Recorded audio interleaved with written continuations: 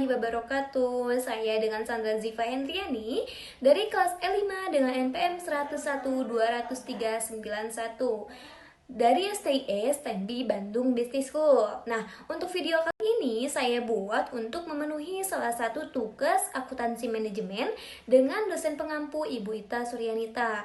Untuk video kali ini saya akan membahas tentang materi penganggaran atau budgeting. Oke, di sini pertama-tama kita harus mengerti dulu apa sih arti penganggaran itu sendiri. Nah, penganggaran tersendiri memiliki arti sebagai suatu rencana keuangan periodik yang disusun berdasarkan program-program yang telah disahkan. Selanjutnya, anggaran tersendiri memiliki arti rencana tertulis mengenai kegiatan suatu organisasi yang dinyatakan secara kuantitatif dan umumnya dinyatakan dalam satuan uang untuk jangka waktu tertentu. Nah, anggaran tersendiri juga merupakan alat manajemen untuk mencapai suatu tujuan. Selanjutnya di sini ada tujuan penganggaran. Nah, apa sih tujuan anggaran tersendiri? Yang pertama, untuk digunakan sebagai landasan yuridis formal dalam memilih sumber dan penggunaan data. Yang kedua, sebagai mengadakan pembatasan jumlah dana yang dicari dan digunakan. Dan yang terakhir, untuk merinci jenis sumber dana yang dicari maupun jenis penggunaan dana sehingga dapat mempermudah pengawasan para manajemen.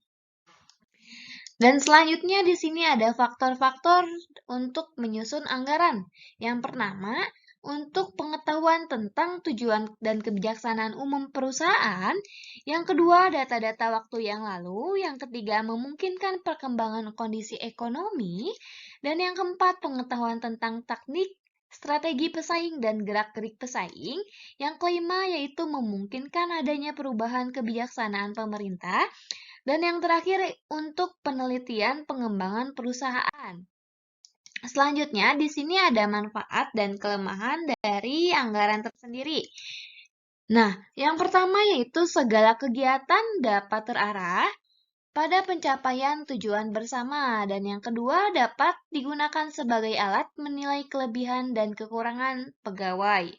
Yang ketiga, dapat memotivasi pegawai. Yang keempat, sebagai menghindari pemborosan dan pembayaran yang tidak perlu.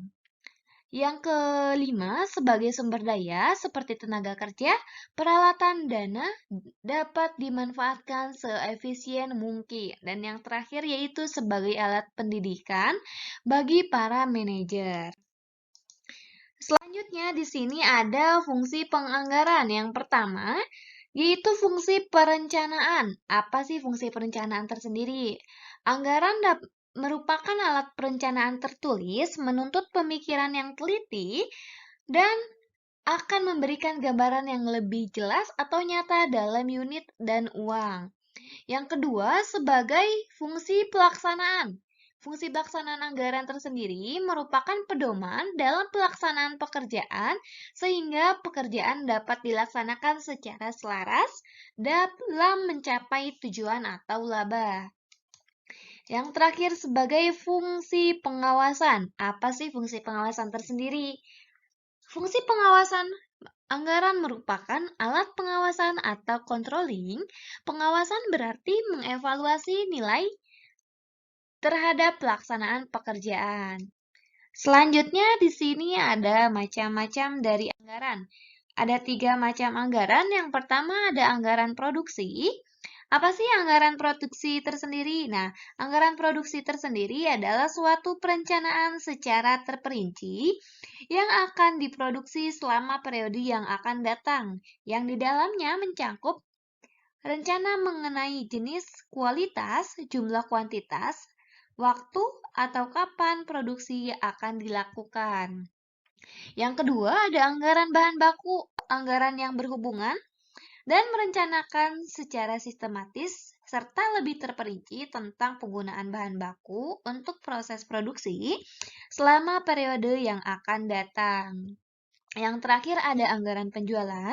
Anggaran penjualan itu sendiri adalah Anggaran yang menerangkan secara terperinci tentang penjualan perusahaan, di mana datang di dalamnya itu ada rencana tentang jenis barang, jumlah harga, waktu, serta penjualan barang. Selanjutnya di sini ada komisi anggaran. Dari segi teknis, anggaran suatu perusahaan dapat disusun dan ditetapkan oleh seorang eksekutif dengan bantuan sebuah staf. Nah, bagaimana sih perusahaan biasanya menyusun anggaran? Kebiasaan yang umum adalah dengan membentuk suatu komisi anggaran, pekerjaan komisi anggaran atau budget commit dalam banyak perusahaan adalah untuk memberikan nasihat kepada para direktur anggaran dan sifatnya dalam pembuatan standar.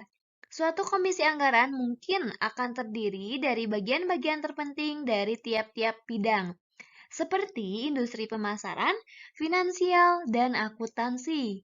Nah, pada perusahaan tersendiri, direktur anggaran bertanggung jawab atas penyusunan dan administrasi anggaran. Selanjutnya, di sini ada karakteristik penganggaran. Yang pertama, sebagai mengestimasi potensi laba satuan bisnis. Yang kedua, anggaran juga dinyatakan dalam istilah moneter. Walaupun jumlah moneter terdapat saja ditunjang oleh jumlah non-moneter, misalnya untuk unit yang dijual atau diproduksi. Selanjutnya, yang ketiga yaitu mencangkup periode satu tahun. Yang keempat, sebagai anggaran merupakan komitmen manajemen. Manajer sepakat untuk mengemban tanggung jawab atas pencapaian tujuan yang dianggarkan. Untuk yang kelima, usulan anggaran ditelaah dan disetujui oleh otoritas yang lebih tinggi ketimbang oleh pihak menganggarkan atau budgeting. Yang terakhir atau keenam, begitu disetujui, anggaran hanya dapat diubah dalam kondisi yang ditetapkan. Selanjutnya di sini ada keterbatasan penganggaran. Nah, dalam banyak kejadian, anggaran sendiri juga cenderung terlalu menyederhanakan fakta situasi nyata di lapangan, terlampau menekan hasil laba bersih sesungguhnya dibandingkan dengan jumlah laba yang dianggarkan. Namun, bukan pada musababnya tema partisipatif pada anggaran menurut dukungan tersendiri penuh dan keterlibatan manajemen. Nah, di sini selanjutnya ada beberapa tahapan dari anggaran. Yang pertama, anggaran pendapatan.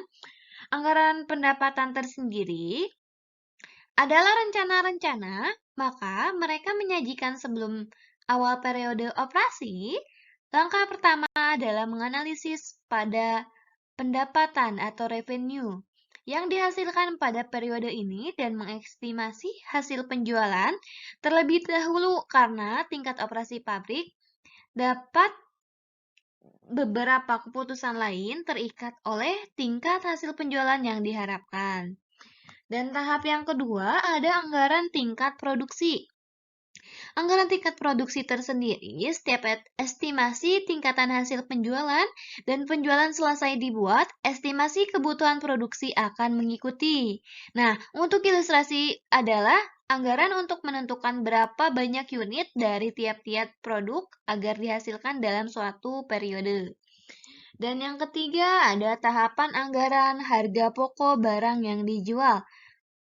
Nah, untuk estimasi yang diperlukan sebelum anggaran harga pokok yang dijual disusun, estimasi tersebut yang pertama jumlah unit dan biaya tiap-tiap bahan mentah yang dipakai, dan yang kedua jumlah unit dan biaya tiap-tiap bahan mentah yang dibeli, dan yang ketiga ada kualitas dan biaya tenaga kerja langsung yang diperlukan.